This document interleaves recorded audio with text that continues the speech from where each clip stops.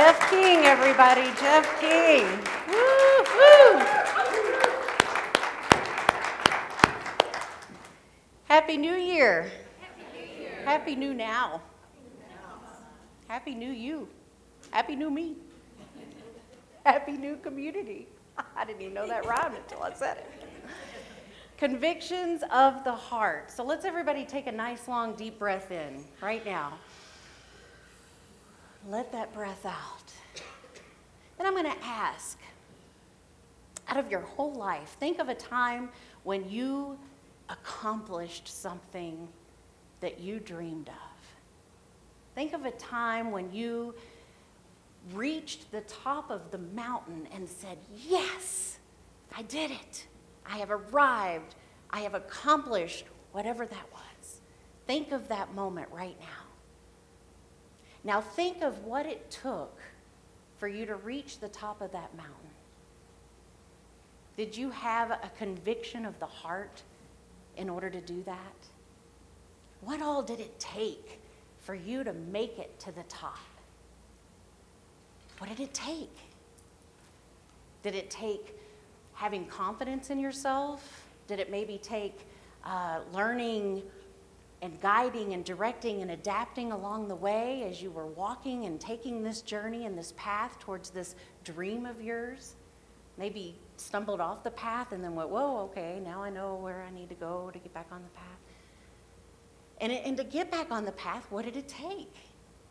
That burning desire, that burning dream that kept kindling every single action and thought and word that it took for you to reach that top? Do you think that it might have taken some of those things? Yeah? Are you currently dreaming about something in your life right now that you can taste, that you can feel, that you know is residing deep within your very soul, and it's just waiting in its germination form to burst forth into your life? Yeah. And you know that there's evolution taking place and growth taking place, right? You guys there? Are you there? All right. So bam, we are stepping into this happy new now. Now, granted, we get to have a happy new now anytime we choose. It doesn't have to be January 2016. It can be July 2016. It can be any time, any moment, but the real time that really matters is when? The present moment, right? And so the present moment's where the power is. The present moment happens to be January 2016. So right now today, Sunday, January 3rd, there are over 100 centers for spiritual living envisioning, coming together in conscious awareness, talking about, exploring, discovering, and kindling that fire and that flame within each one of us regarding envisioning a world that works for all. And we did that because we realized there is this exponential power to several people coming together and holding something in consciousness. We've talked about it before on Sundays. It's been proven in many studies. You know, they did this peace meditation thing. I believe it was in Atlanta once, and the crime went way down during those days of time where people were meditating and consciously thinking of peace. So we know that there is this unseen power in concentrating on something in particular and holding it in conscious awareness. So this morning and for this month, we are holding in conscious awareness this idea that not only can we and do we have the power to envision a world that works for everyone and for all, because I like to include all in that, not just people, not just human beings, but a world that works for all. Not only can we envision that, but we're going to be really diving deep in, okay, how does that come forth? And where's the responsibility for that? Where does that lie? We're going to be digging deep into that this morning. So, Dr. Holmes wrote, the transformation takes place here.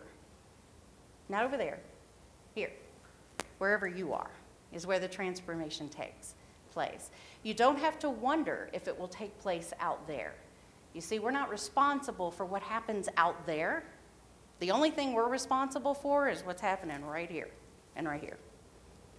And I won't ask you to do that at the same time.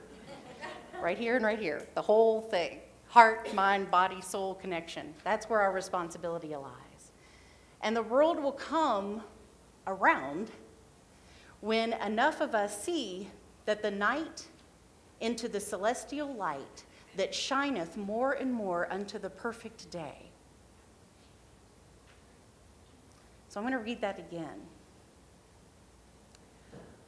When a great deal of us see through the night into the celestial light that shineth more and more unto the perfect day. Now, of course, that's metaphoric, that's symbolic. And so our work begins to clarify our thinking. It clarifies our thinking. In our resolute practice in seeing the goodness, truth, and beauty in ourselves and in each other, and following that vision up with activities that demonstrate that what we have seen has changed us. So what Ernest is really saying there is we don't need to worry about what's going on outside of ourselves. We need to focus our attention and awareness on ourselves, and it comes through our thinking. And then as we align our thinking to that and we ignite our heart and soul and our passion, just like when I asked you to take a breath and think of a time when you did it, when you accomplished a dream within you, it's kindling that flame and passion within us. And then that aligns with our demonstrations, it aligns with our actions. Not only how we experience ourselves, but how we experience everybody else. Now, keep in mind, there is a difference between a goal and a vision. And today, we're envisioning a world that works for all. And with a goal, we have a kind of a pre-known pathway of obtaining it. We kind of have a treasure map, so to speak, or a blueprint, and know exactly what turns to take, and kind of, in a way. I don't know, I've kind of found that to be a little elusive in my life, too. But with a vision, we have known that it demands that we maintain a steadfast belief in the outcome. So what's important here is the belief in the outcome, the vision. We continue to hold in our heart the vision of a world that works for all. The vision of your dream that you are aligning with vibrationally and knowing that it is being fully supported by absolutely everything. And in order to fully support that yourself, you've got to have a belief in it. You have to first know that it's possible. So how many of you out there believe that it's possible for us to create and know a world that works for all? I do. I do, and I'm going to speak from that belief this morning. I really do. So a vision is the intended outcome. What's it going to look like? What's it going to look like as we do our work? What is it going to look like when our work is complete? It is such a thing. And I know for a fact that we're already working on it. I see it. I know that because I believe in it, that's what I experience. If I believe in it, that's what I'm seeing. That's what I'm attracting. So that's what we're going to work with right now. So let's go to the next slide.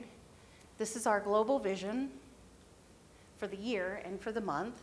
And for our center, it's envisioning a world that works for all. And can you go to the next slide? This is the actual vision, and I'd like for all of us to say it together because there's profoundness in that, and actually speaking the words. So can everybody see that? Am I blocking anybody? So let's everybody say this together.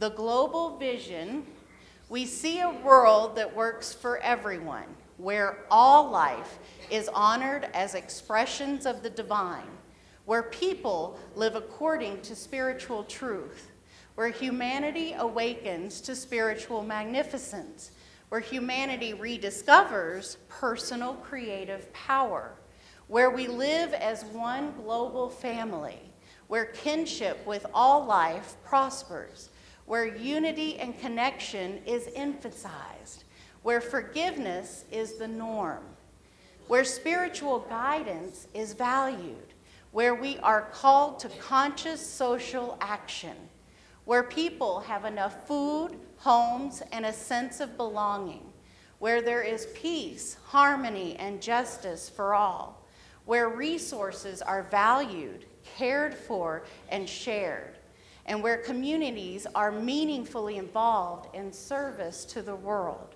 where there is a renewed emphasis on beauty, nature, creativity, art, and aesthetics. Thank you. That was beautiful. Do you all like that vision? Yeah. It's full of all kinds of good stuff, isn't it? It is awesome.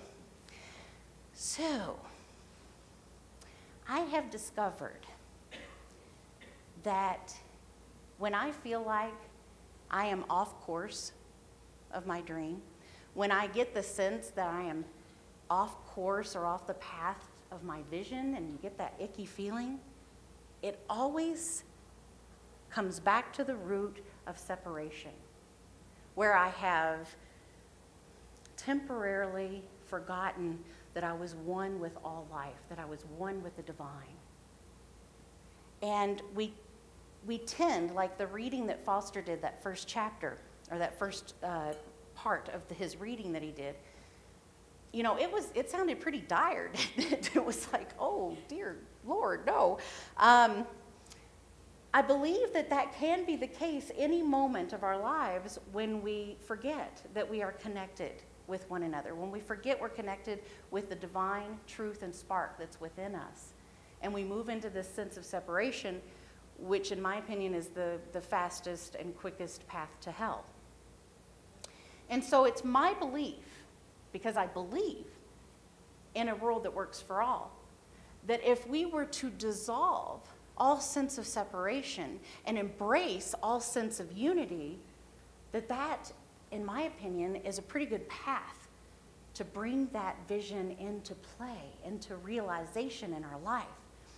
Yet, we tend to see a lot of separation. It seems like, you know, every time we turn on the TV or read the newspaper or talk to people or go shopping or interact with our daily lives, there seems to be this undercurrent of a need to label and separate. It's almost like socks, you know? I mean, it works good when you need to organize things by color and, you know, things like that. But when it comes to people and feelings and what's important and values, why do we need to separate that? It's all one.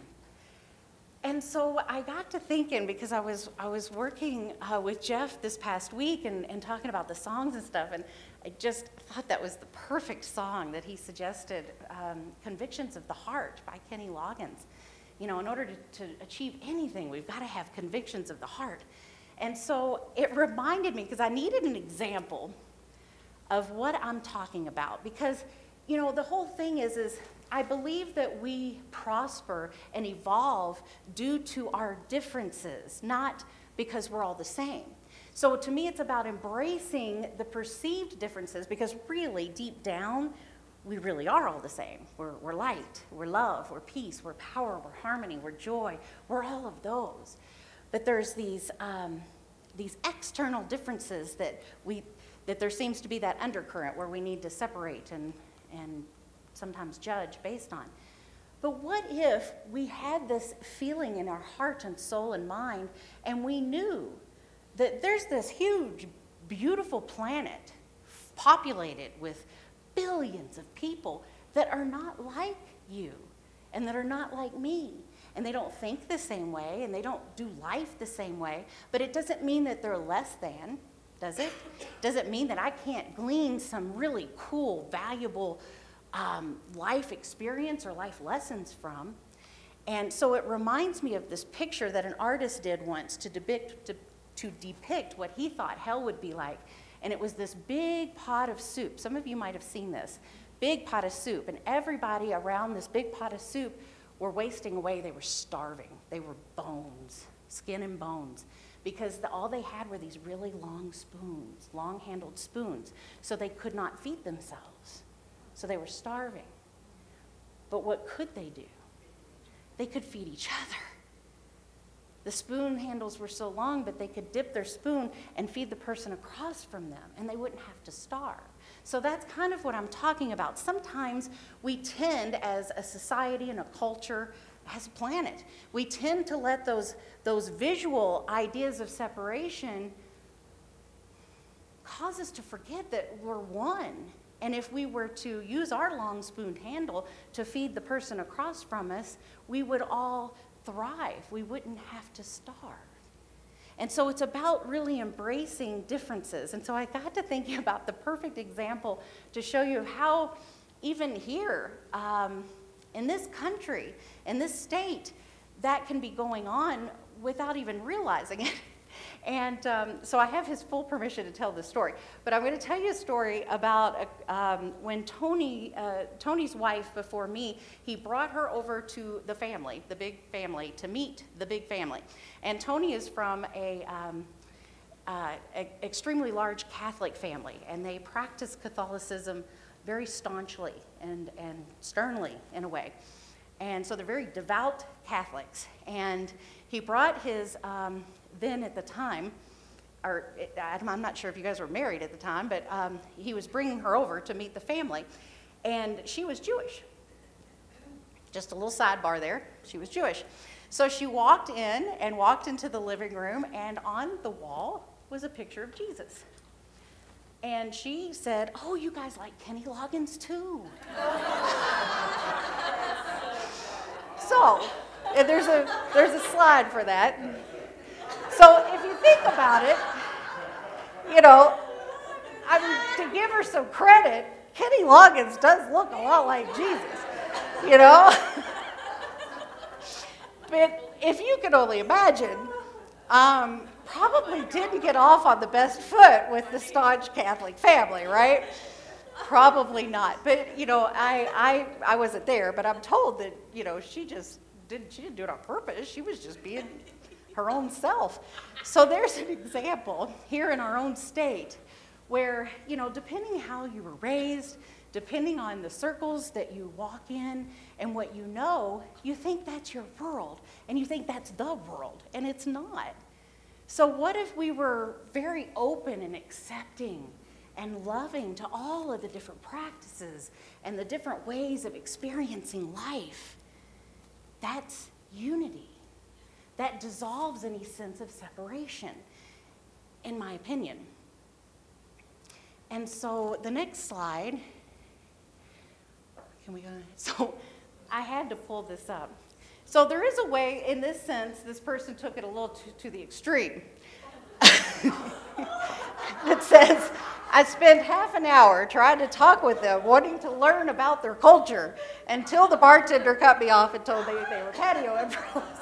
So that, I would say, is taking it to the extreme. But somewhere in between, there is this thing that we can choose to invest our energy and conscious awareness in, and that is, instead of recoiling or stepping back or being untrusting about things that we don't know about or cultures that might look different than us, we can be embracing.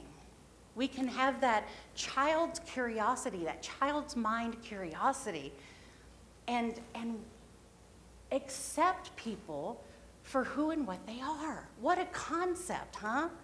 What a beautiful concept.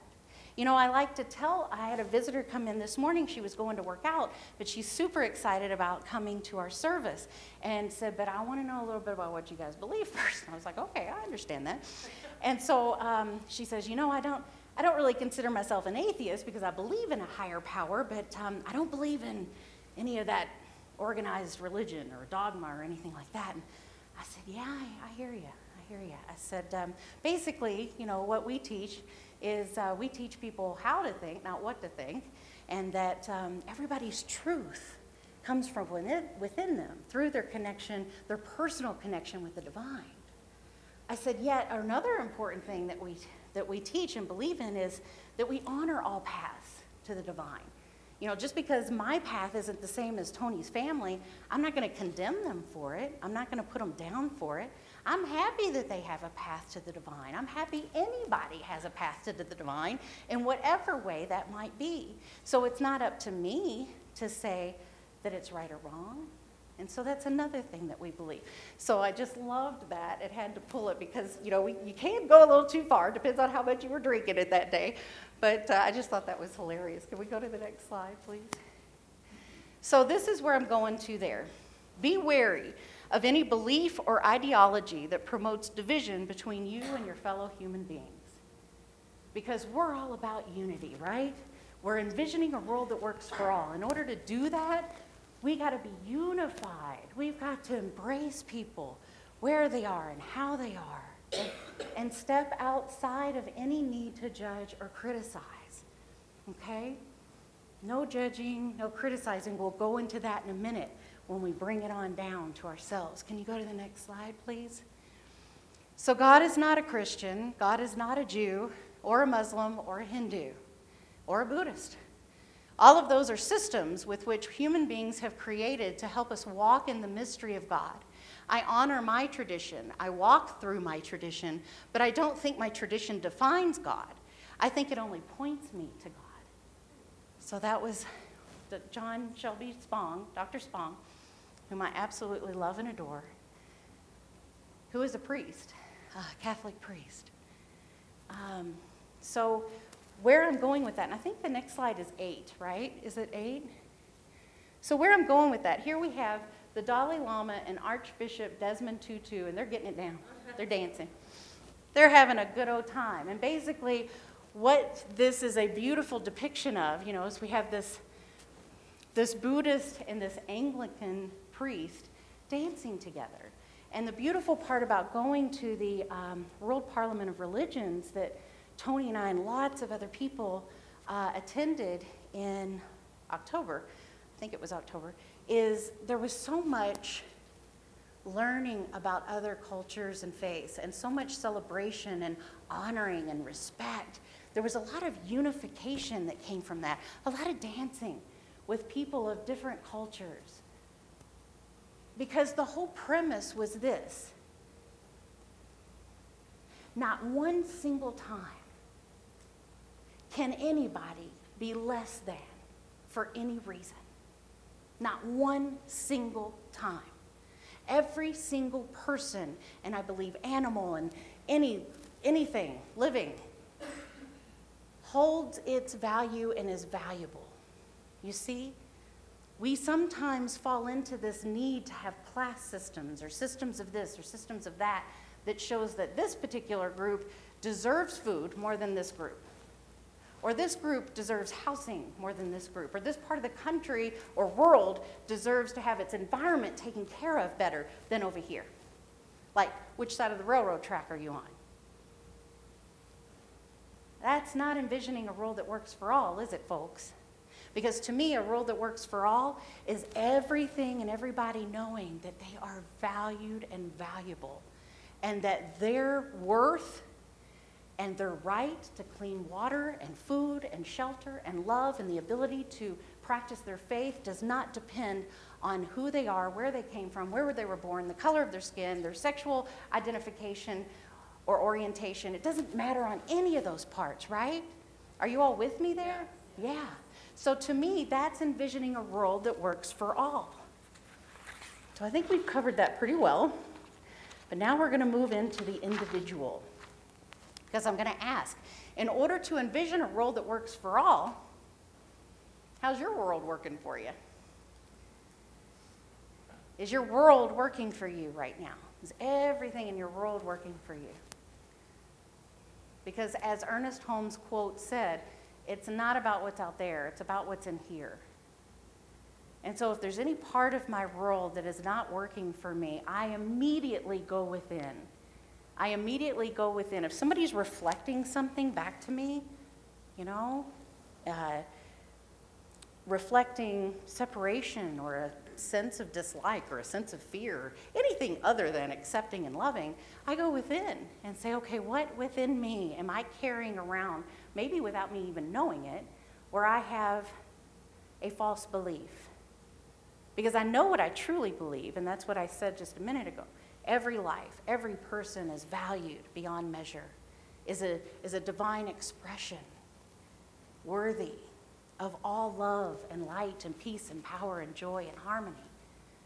And so if that's ever going on or reflecting within me, I go within, and it usually, folks, almost always stems from a false belief about how I'm feeling about myself. And so I know I've got a little cleanup there to do, a little tidying up to do.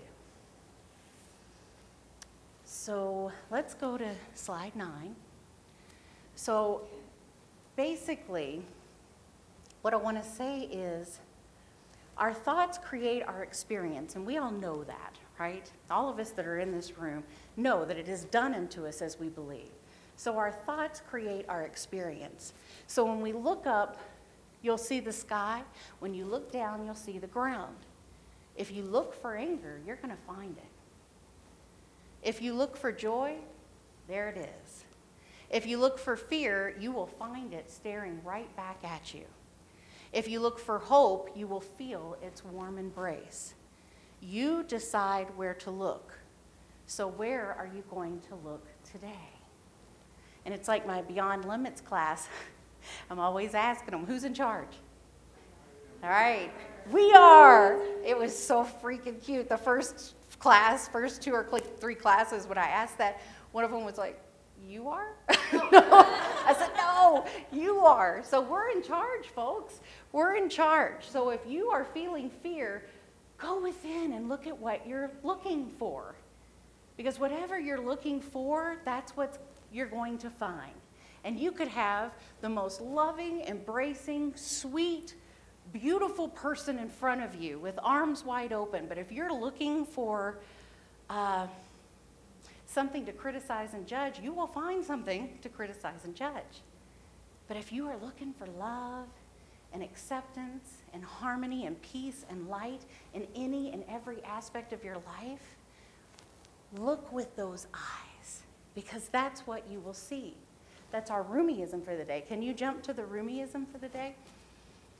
What you seek is seeking you. Rumi. Yeah.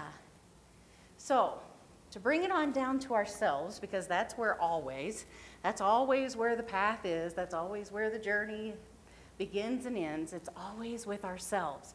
And so in order to envision a world that works for all, we get to own complete and 100% responsibility for ourselves. 100% responsibility for what we're experiencing and where we're looking. Because we're experiencing it, because we're looking for it, we're attracting it, we're putting our energy and attention and investment in it. And I am saying that not as a judgment, because it can sound like a judgment. I know that, and I know that personally. Like if I am just really having a day, or if I am down in the dumps, so much so that it's hard for me to pull myself out, the last thing I want to hear is, oh, well, you put yourself there. Yeah, that's probably not going to get me out of the dumps very quickly. Or the last thing I want to hear is, well, you know, if that's what you're seeing, that's what you're seeing with. No, probably not going to help. Not going to help much anyway. But what will help is going within and finding that flicker of light, that flicker of flame of the divine that always resides within you. And having your spiritual practices, doing your spiritual practices so that you can rely on them if you are ever temporarily feeling out of sorts or in a sense of separation. But there's this idea of responsibility, folks. And so I'm going to read to you, because it's the perfect time at the beginning of the year. How many of you have heard of the autobiography in 5 short chapters? You guys know that one, right? I know our class does, because we just did it. Can you go to that? But don't read ahead. Read with me, okay? So chapter 1, I walk down the street. There is a deep hole in the sidewalk. I fall in. I'm lost. I am helpless. It isn't my fault, but it takes forever to find a way out. Just imagine that. Chapter 2, I walk down the same street. There is a deep hole in the sidewalk. I pretend I don't see it. I fall in again. I can't believe I'm in the same place. It isn't my fault, but it still takes me a long time to get out. How many of you been there? You been there? I walk down the same street. There is a deep hole in the sidewalk. I see that it is there. I fall in. It's a habit. But now my eyes are wide open, and I know where I am. And I know that it is my fault. I get out immediately. You see the difference? Chapter 4, I walk down the same street. There is a deep hole in the sidewalk. I walk around it. So, chapter 5, I walk down a different street. Growth, evolution.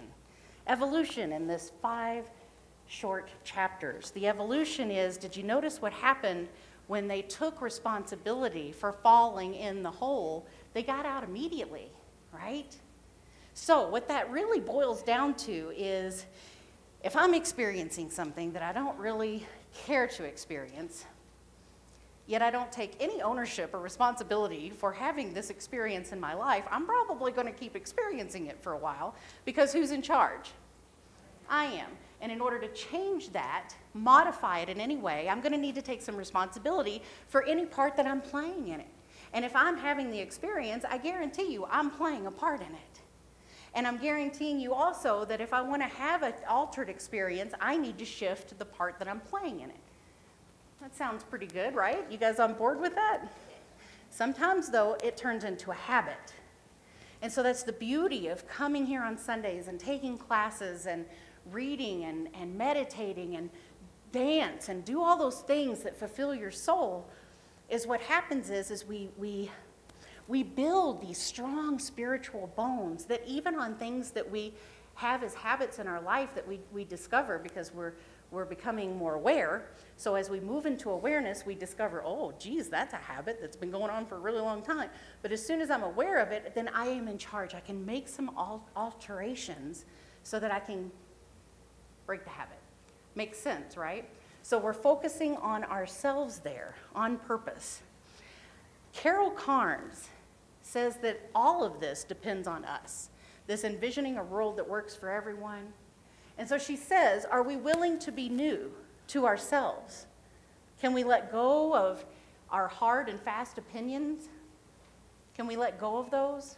Like, for example, the family that was being introduced to the new girlfriend that was Jewish that thought that the picture of Jesus on the wall was Kenny Loggins. Would it be possible to let go of any of those hard and fast opinions? Maybe be open to a new experience, even if it doesn't quite fit what you grew up with or what you knew to be true for a while. So here's some questions. What do you find yourself constantly defending? We're like going to unearth any area in your life that might be habit, that might be based on some false beliefs that you no longer believe. Do you find yourself constantly defending anything in your life? A particular belief, a particular opinion, a particular way of looking at something, or how something's supposed to be? Are your daydreams the same ones that you had 10 years ago? So how current are your daydreams? Take a look at that. How do you assess your future possibilities? How do you assess those? Do you assess those from within yourself, knowing the truth? Or do you go outside of yourself and ask people? Ask people their opinions. Or do you assess them based on statistics? And what is your level of enthusiasm for your life? What is your current level of enthusiasm for your life?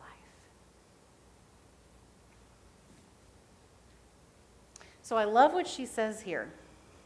She says it's easy to get into a kind of maelstrom of thoughts. Around and around we go, coming back to the same ones once again and again and again. We might as well call that a thought prison. You see, it's like the 5 short chapters of walking down the same street. So she says we can get locked in its narrow confines of this thought prison until we open the door of our perception and let in some light. Light being the metaphor for life, energy, insight, shifts, or breakthroughs. So she says now is the time to sit with ourselves and call up the rest of us, the best of us, and the not yet expressed of us. And I love that. So when you go within your prayerful meditation time, when you go within, call up right now, as you set the intentions and tone for this new year, call up the rest of you, the best of you, and the not yet expressed of you. And see what comes up as your beautiful internal guidance. Because folks, there is way more to us than we tend to allow us to be. There is so much more to us. There is more love and wisdom and power and creativity and joy And we tend to go through our life denying ourselves of this, insisting on maintaining that thought prison. We'll break out of it. 2016, brand new, spectacular year of amazingness and awesomeness. So go ahead and call forward that which has been in germination inside of your soul, and call forward the rest of you, the best of you. This is the time. And so you have in your hand, and if you didn't get one in your seat, there's some laying around. There's a little affirmation to support that. There's some in some empty seats. So if you don't have one, look in an empty seat around you, and I've got some extras here. Ross, if you could maybe come up and hand these out while I finish. Thank you, sweetheart. And so this affirmation is in support of that work that we are committing ourselves to doing and being. Is it says, I commit to go beyond my current belief system into the realm of spiritual demonstration. I am one with the miracle working presence. All things are possible with divine consciousness. So that's a little affirmation for you to take home, remind yourself of how unbelievably powerful that you are. You've got this. You've got this completely. There's this short poem by Paul Ferrini called The Vision Quest. He says, the self is not a known territory, but a wilderness. Too often we forget that. Too often we reach the boundaries of what we know about ourselves, and then we turn back. Now is the time to push past those boundaries and begin a quest for the unknown genius that lives within you. Now is the time to begin a quest for the unknown genius that lives within you, like the childhood curiosity and wonder. Now let's go into this new month, into this new year with childhood curiosity and wonder about all of those untapped, powerful expressions within us, within each one of you. It's there. Now's the time to call it forward. The rest of you and the best of you. Are you guys on board with that? You good with that? Let me get a yeah. Yeah. Yeah, we're on board with that. And it's time for us to realize that if we truly want a world that works for all, it truly begins with each one of us. And now is not the time to get caught up in mundane, habitual, daily task things and go to sleep again for sometimes years on end. Now is the time to be fully awake, to be very intentional with every decision, with every agreement, with every thought and word and action that you participate in. Be consciously aware of that world that works for all, including your own, and make each choice support that completely. Are you willing to do that? Are you willing to not go back to sleep? Are you? Raise your hand if you're willing to do that. Right on. Right on. And so we're going to go into prayer and solidify that, knowing that there is truly only one energy. There is one energy of love, of the divine operating within us all the time. And all we have to do is focus our attention and awareness on this all-powerful, all-knowing, infinite intelligence and wisdom and loving energy that we are. And as soon as we tap in and know that completely, we allow our lives to unfold in an even greater way. We allow our own world to work for every part of ourselves. Every aspect of our world is going to work in perfect direct harmony and love and flow as we focus our attention and awareness on the divinity that we are, in connection and communication and in unity with the divine itself, knowing that we are all completely together, we're all present. There is no separation. And any sense of separation that shows up, any fear, any limited belief, any idea that we can't, is completely dissolved right here and now For we know the truth, and the truth comes from deep within us. And we are perfect and pure expressions of this truth. And this is the moment now where we get to proclaim and command and demand that we show up completely aware, consciously aware of this truth, allowing every step, thought, action, feeling, and interpretation in our mind to include unity and harmony with all. For as we do this and be this, then harmony of all is what is going to show up. And so we are constantly giving birth and watering this vision, this powerful vision for a world that works for all.